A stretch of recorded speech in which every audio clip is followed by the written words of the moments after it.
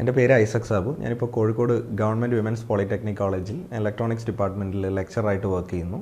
ഞാൻ 2017 BTech complete ചെയ്യുന്നത്. BTech Trivandrum CET നിന്നായിരുന്നു, ഇലക്ട്രോണിക്സ് ആൻഡ് കമ്മ്യൂണിക്കേഷനിൽ. അതിനുശേഷം ക്യാമ്പസ് പ്ലേസ്മെൻറ്റ് വഴി ഞാൻ എറണാകുളത്ത് കോഗ്നിസൻറ്റിൽ ജോലിക്ക് കയറി. അവിടെ ഓൾമോസ്റ്റ് ഒരു 2 ഇയേഴ്സ് വർക്ക് ചെയ്തു. IT ഡൊമൈൻ ആയിരുന്നു. അവിടെ വർക്ക് ചെയ്തുകൊണ്ടിരിക്കുമ്പോഴാണ് ഈ ലെക്ചറിന് ഇലക്ട്രോണിക്സിൻ്റെ നോട്ടിഫിക്കേഷൻ വരുന്നത്. അപ്പോൾ ഞാൻ ടീച്ചിങ് എനിക്കൊരു പാഷൻ ആയതുകൊണ്ട് ഞാനത് ആ സമയത്ത് റിസൈൻ ചെയ്ത് ഇതിനുവേണ്ടി ഫുൾ ടൈം പ്രിപ്പയർ ചെയ്യാമെന്ന് വിചാരിച്ചു. അങ്ങനെ ഞാൻ റിസൈൻ ചെയ്ത് PSCക്ക് വേണ്ടി പ്രിപ്പറേഷൻ സ്റ്റാർട്ട് ചെയ്തു. ഞാൻ ഓൾമോസ്റ്റ് ഒരു 6 months ഇതിനുവേണ്ടി പ്രിപ്പയർ ചെയ്തു. അപ്പോൾ ആ സമയത്താണ് കൊറോണയൊക്കെ വരുന്നത്. 2020 സ്റ്റാർട്ടിങ് ആയിരുന്നു ആ ടൈം. അപ്പോൾ അങ്ങനെ കൊറോണ വന്ന് എക്സാമിൻ്റെ ഡേറ്റ് വരാൻ കുറച്ച് ഡിലേ ആയി. അങ്ങനെ ഞാൻ ടീച്ചിങ് ഇൻട്രസ്റ്റ് ആയതുകൊണ്ടും പിന്നീട് MTech ചെയ്യാമെന്ന് വിചാരിച്ചു. അങ്ങനെ ഞാൻ എറണാകുളം മോഡൽ എഞ്ചിനീയറിംഗ് കോളേജിൽ MTechന് ജോയിൻ ചെയ്തു. ഞാൻ MTech ചെയ്തുകൊണ്ടിരിക്കുന്ന സമയത്താണ് പിന്നീട് ഈ എക്സാം വരുന്നതും അതിൻ്റെ ഷോർട്ട് ലിസ്റ്റ് വരുന്നതും ഇൻ്റർവ്യൂ അങ്ങനെയുള്ള പ്രൊസീജിയേഴ്സൊക്കെ ഈ ഒരു MTechൻ്റെ സമയത്ത് കംപ്ലീറ്റ് ആയി. അങ്ങനെ ഞാൻ MTechന് കഴിഞ്ഞ് ഞാൻ ബാംഗ്ലൂർ സിനോപ്സിസ് എന്ന് പറയുന്ന ഒരു കമ്പനിയിൽ പ്ലേസ്ഡ് ആയി. അവിടെ സർക്യൂട്ട് ഡിസൈൻ എഞ്ചിനീയർ ആയിരുന്നു. അവിടെ വർക്ക് ചെയ്തുകൊണ്ടിരിക്കുന്ന സമയത്താണ് ഈ PSCയുടെ റിസൾട്ട് വരുന്നത്. അപ്പോൾ എനിക്ക് അന്ന് ഇതിന് ഫസ്റ്റ് റാങ്ക് ഉണ്ടായിരുന്നു.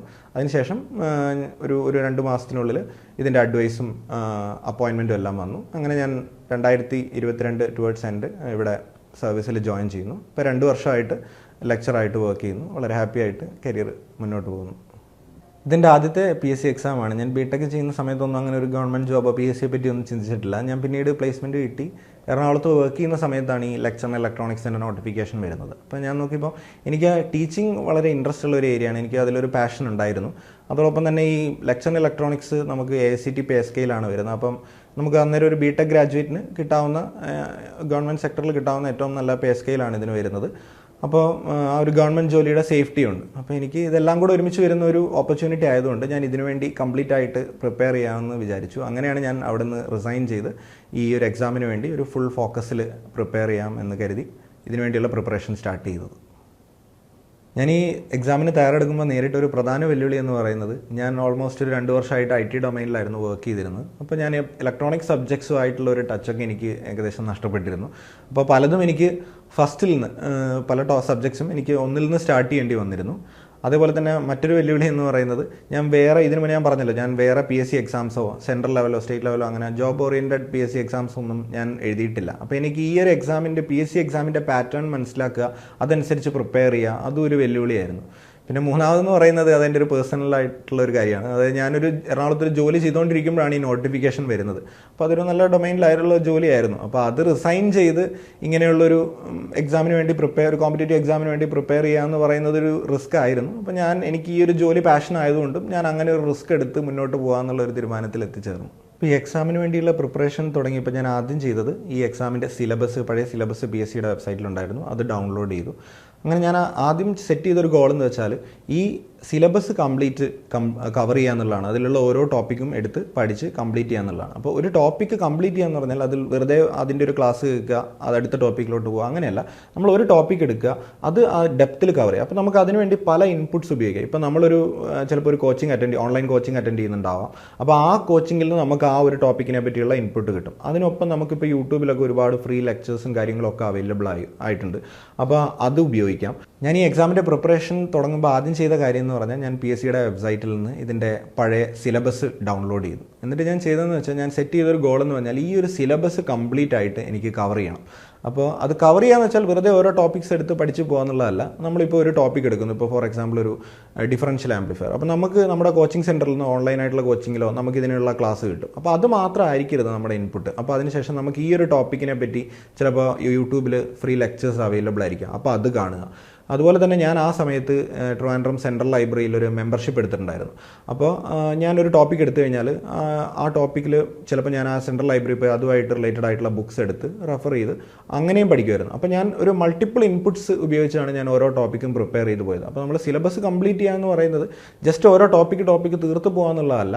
ഒരു ടോപ്പിക് എടുക്കുന്നു, ഈ പറഞ്ഞ പല മൾട്ടിപ്പിൾ ഇൻപുട്സ്, അത് നമ്മുടെ ഓൺലൈൻ ക്ലാസ് ആവാം, ചിലപ്പോൾ യൂട്യൂബിലുള്ള ഫ്രീ ലെക്ചേഴ്സ് ആവാം, അങ്ങനെ അതോടൊപ്പം ചിലപ്പോൾ നമ്മൾ ബുക്സ് റെഫർ ചെയ്യുന്നു. ഇങ്ങനെ മൾട്ടിപ്പിൾ ഇൻപുട്സ് ഉപയോഗിച്ച് നമ്മൾ ഓരോ ടോപ്പിക്കും ഡെപ്തിൽ പ്രിപ്പയർ ചെയ്യുക. അങ്ങനെയാണ് ഞാൻ ഓരോ ടോപ്പിക്കും പ്രിപ്പയർ ചെയ്ത് പോയത്. അങ്ങനെ ഏകദേശം ഞാനൊരു 6 മാസം കൊണ്ട് ഈ ഒരു സിലബസ് കംപ്ലീറ്റ് ചെയ്തു. അപ്പോൾ ഇതിനോടൊപ്പം ഞാൻ ഒരു കാര്യം കൂടെ ചെയ്തു.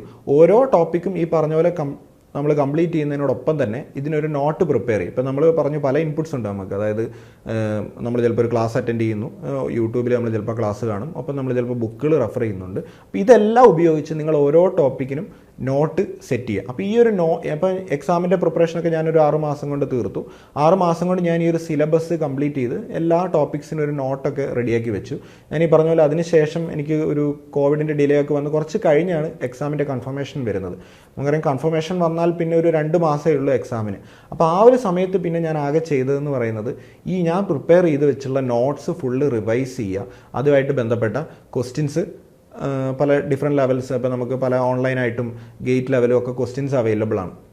അപ്പോൾ ആ ക്വസ്റ്റ്യൻസ് എല്ലാം അറ്റൻഡ് ചെയ്യുക എന്നുള്ളതാണ് ഞാൻ ആകെ ആ 2 മാസം ചെയ്തത്.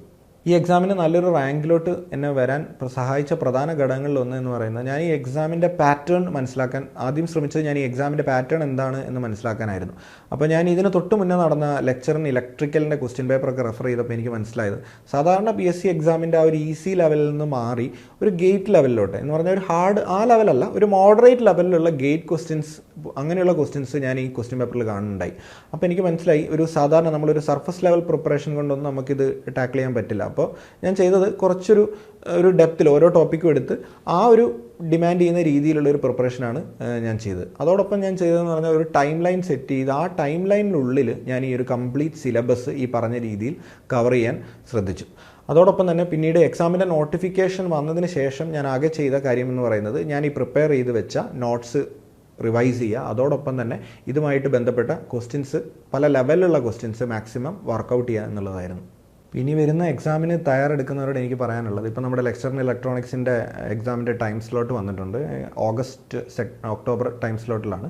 അത് നമുക്കൊരു അറൗണ്ട് 8 months ഇനി ഇതിനു വേണ്ടി പ്രിപ്പയർ ചെയ്യാനുണ്ട്. അപ്പോൾ നിങ്ങൾ ആ ഒരു ടൈം ലൈനിനുള്ളിൽ ഈ സിലബസ് നല്ല രീതിയിൽ കവർ ചെയ്യാനൊരു ടൈം ടേബിൾ സെറ്റ് ചെയ്ത് അതനുസരിച്ച് മുന്നോട്ട് പോവുക. അതോടൊപ്പം തന്നെ ഇപ്പോൾ നമ്മൾ PSCയുടെ റീസെൻറ്റ് എക്സാംസ് ഒക്കെ നോക്കിയാൽ, ഇപ്പോൾ നടന്ന അസിസ്റ്റൻറ്റ് പ്രൊഫസർ ഇൻ ഇലക്ട്രോണിക്സ് ഒക്കെ നോക്കിയാൽ PSCയുടെ ഒരു ക്വസ്റ്റ്യൻസിൻ്റെ ലെവൽ ഒന്ന് മാറിയിട്ടുണ്ട്, ഒന്ന് കൂടിയിട്ടുണ്ട്. അപ്പോൾ നിങ്ങളുടെ പ്രിപ്പറേഷനും ആ രീതിയിലായിരിക്കണം. അപ്പോൾ ഒരു സർഫസ് ലെവലിൽ നിന്നല്ല നിങ്ങൾ ഓരോ ടോപ്പിക്കിനെയും സമീപിക്കേണ്ടത്. ഓരോ ടോപ്പിക്സും ഈ സിലബസ് കംപ്ലീറ്റ് ചെയ്യുക എന്ന് പറയുമ്പോൾ അത് അതിന് ആ ഒരു ക്വസ്റ്റ്യൻസ് നമുക്ക് മീറ്റ് ചെയ്യാൻ പറ്റുന്ന രീതിയിലുള്ള ഒരു പ്രിപ്പറേഷൻ ആയിരിക്കണം നിങ്ങൾ ഈ ഒരു സമയത്ത് ഇനി ചെയ്യേണ്ടത്. ലെക്ചറിന് ഇലക്ട്രോണിക്സ് എക്സാമിന് വേണ്ടി പ്രിപ്പയർ ചെയ്യുന്ന ആസ്പിറൻസിനോട് എനിക്ക് അവസാനമായിട്ട് പറയാനുള്ളത്, നിങ്ങൾ ഈ ഒരു പ്രൊഫഷനോട് പാഷനേറ്റ് ആണോ? നിങ്ങളുടെ സാഹചര്യം എന്തോ ആവട്ടെ, നിങ്ങൾ ചിലപ്പോൾ ആദ്യമായിട്ടായിരിക്കാം ഒരു PSC എക്സാം എഴുതുന്നത്, ചിലപ്പോൾ നിങ്ങൾക്കൊരു കരിയർ ഗ്യാപ്പ് വന്നിട്ടുണ്ടാവാം, ചിലപ്പോൾ നിങ്ങളൊരു ജോലിയോടൊപ്പമായിരിക്കാം നിങ്ങളുടെ പ്രിപ്പറേഷൻ, നിങ്ങളുടെ സാഹചര്യം ഏതുമാവട്ടെ, നിങ്ങൾ ഈ ഒരു എക്സാമിന് വേണ്ടി നിങ്ങളുടെ 100% കൊടുക്കുകയാണ്. നിങ്ങൾക്ക് പറ്റുന്ന മാക്സിമം എഫേർട്ട് നിങ്ങൾ ഈ ഒരു എക്സാമിന് വേണ്ടിയിട്ട് പ്രിപ്പയർ ചെയ്യുകയാണെങ്കിൽ നിങ്ങൾക്ക് അതിനുള്ളൊരു റിസൾട്ട് ഉണ്ടാവും. എൻ്റെ അനുഭവത്തിൽ നിന്ന് എനിക്ക് പറയാൻ കഴിയുന്ന അതാണ്. അപ്പോൾ ഇതിനുവേണ്ടി പ്രിപ്പയർ ചെയ്യുന്ന എല്ലാവർക്കും all the best. Thank you.